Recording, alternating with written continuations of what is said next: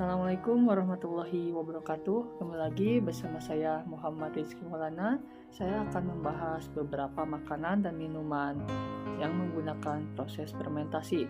Nah, mau tahu caranya? 1. Kecap.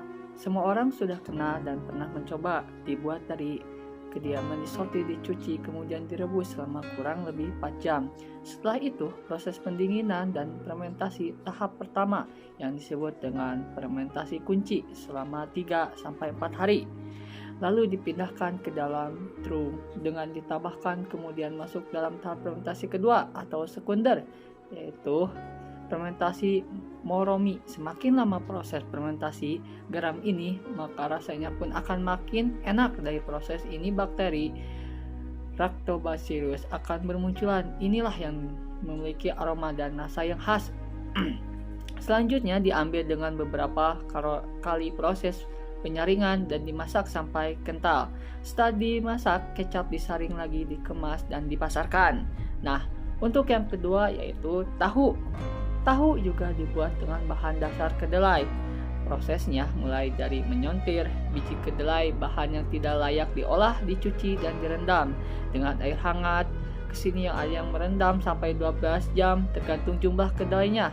Setelah siap biji kedelai, padi digiling dengan air hingga terlihat seperti cairan bubur kedelai pun dipisahkan dari airnya. Setelah itu bubur yang telah disaring tadi dimasak hingga mendidih dan ditunggu hingga upaya menghilangkan. Pada tahap inilah beberapa orang membuat tahu sendiri di rumah, menambahkan perasaan jeruk nipis. Kalau di industri mungkin punya rasa tersendiri.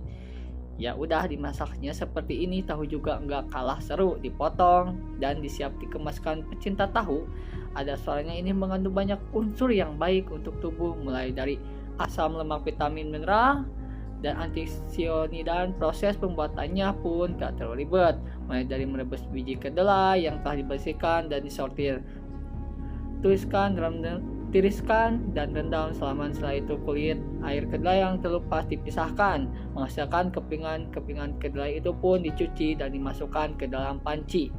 Tak seperti memasak, ditunggu dengan sampai dingin dan diberi ragi dengan cara diaduk, kemudian dibungkus menggunakan daun pisang ataupun plastik yang sudah diberi lubang.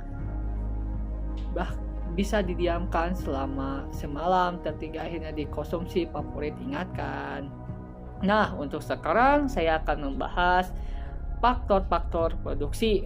Nah, sebelum itu mari kita review video tentang pengertian manajemen proses, yaitu profesional, yaitu kegiatan yang berhubungan dengan perencanaan, memorganisasikan pergerakan dan mengerjakan aktivitas organisasi atau perusahaan dalam menghasilkan barang atau jasa yang berhubungan dengan proses atau input jadi pengeluaran atau output agar memperoleh nilai tambah yang besar.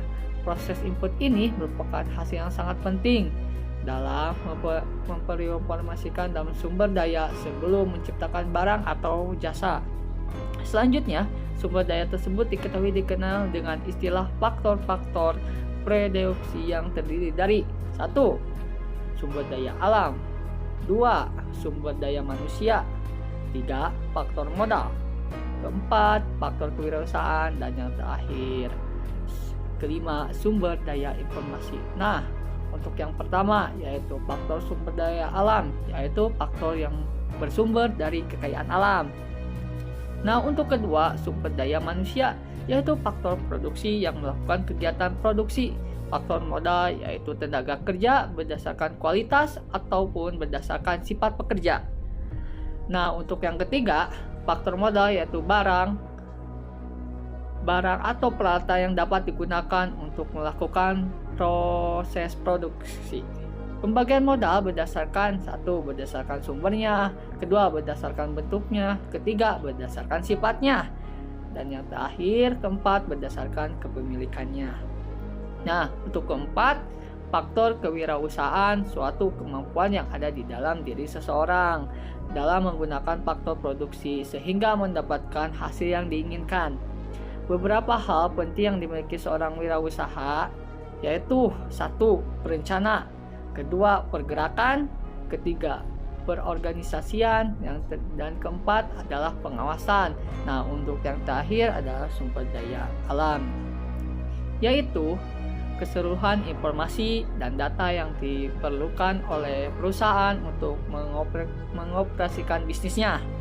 Beberapa informasi data: 1. Prediksi kondisi pasar di masa depan. 2. Data dan informasi ekonomi. Dan yang terakhir, ketiga, pengetahuan karyawan.